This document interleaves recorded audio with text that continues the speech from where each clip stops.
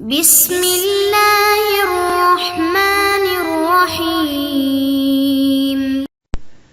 السلام علیکم ورحمۃ اللہ وبرکاتہ۔ بسم اللہ الرحمن الرحیم۔ عزیز طلبہ، امید ہے آپ سب خیریت سے ہوں گے۔ آج ہم لیول نمبر 2 کا سبق نمبر 8 پڑھیں گے، جس کا عنوان ہے باب انفعال۔ ثلاثی مزید فی کے ان ابواب کا بیان چل رہا تھا جن کے اندر 2 حرف زائد ہوتے ہیں۔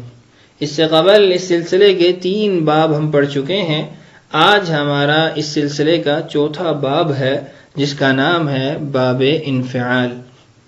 تو آئیے آج کے سبق کو شروع کرتے ہیں اور جانتے ہیں کہ باب انفعال بنتا کیسے ہے اور اس کے بنے ہوئے صیغے کس نوعیت کے ہوتے ہیں، اور اصل حروف کو زائد حروف سے کیسے جدا کیا جاتا ہے، اور آخر میں صرف صغیر کی گردان دہرا کر ہم اپنی مشق کی طرف بڑھتے ہیں۔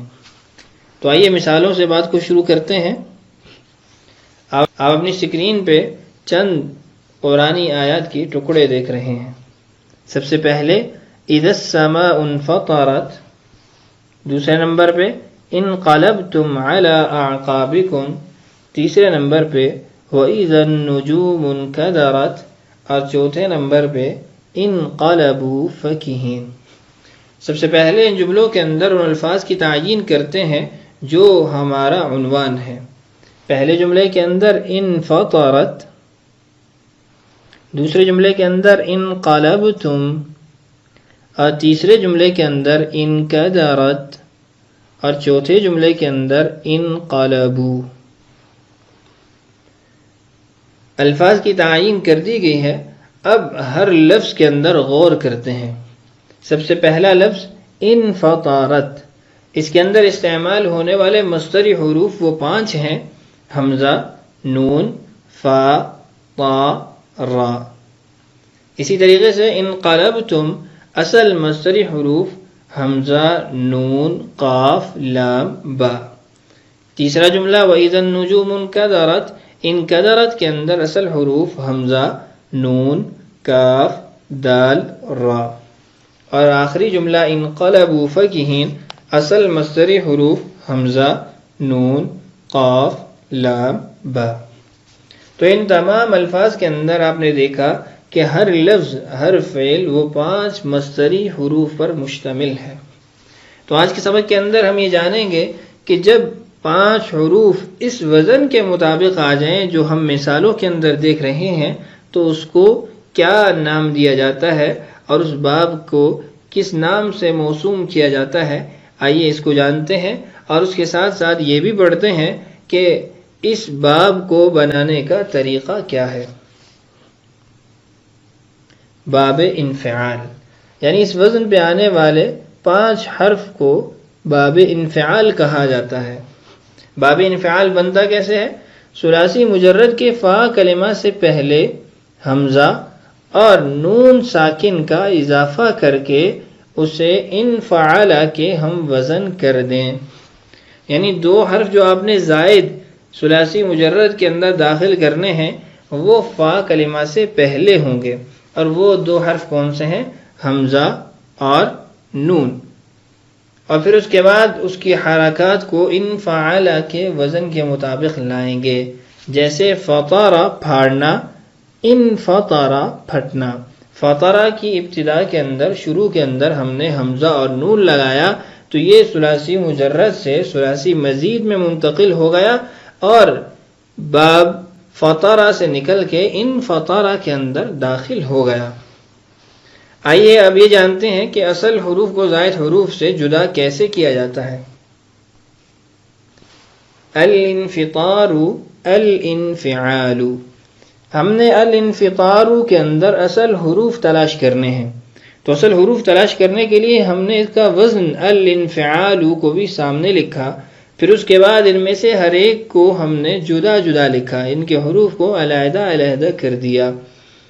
اور پھر ہم نے کہا تھا کہ فا، عین، لام کلمہ کے مقابلے میں آنے والے حروف اصل حروف ٹھہریں گے، دیگر حروف کو زائد حروف کے گروپ میں قبیل میں ڈال دیں گے۔ تو فا کلمہ کے مقابلے میں فا ہی موجود ہے، عین کلمہ کے مقابلے میں طا ہے، اور لام کلمہ کے مقابلے میں را ہے، تو اصل حروف کون سے ٹھہرے؟ فطرا۔ ابتدا کے اندر علی حمزہ اور نون لگا کر انفطر بنا دیا گیا۔ تو یہ طریقہ تھا جو ہم پہلے بھی سیکھ چکے ہیں اصل حروف کو زائد حروف سے جدا کرنے کا۔ آئیے صرف صغیر پڑھ لیتے ہیں اس باب سے۔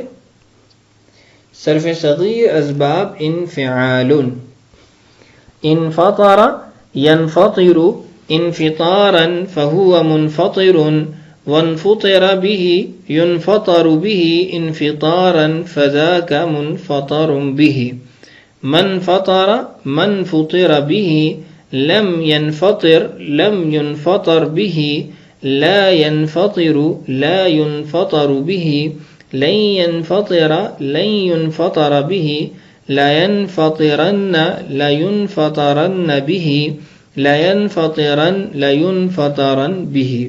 الامر منه انفطر لتنفطر به، لينفطر لينفطر به، انفطرن لتنفطرن به، لينفطرن لينفطرن به، انفطرن لتنفطرن به، لينفطرن لينفطرن به۔ والنهي عنه لا تنفطر لا تنفطر به، لا ينفطر لا ينفطر به، لا تنفطرن لا تنفطرن به، لا ينفطرن لا ينفطرن به، لا تنفطرن لا تنفطرن به، لا ينفطرن لا ينفطرن به۔ والظرف منه منفطر منفطران منفطرات۔ تو یہ تھی صرف صغیر باب انفعال کی۔ اس صرف صغیر کے اندر آپ کو عجیب سا محسوس ہوا ہوگا کہ اس سے قبل صرف صغیر جتنی بھی ہم نے پڑھی ہے اس کے اندر تو بھی استعمال نہیں ہوا، یہاں پر بھی کا استعمال بار بار کیوں ہو رہا تھا؟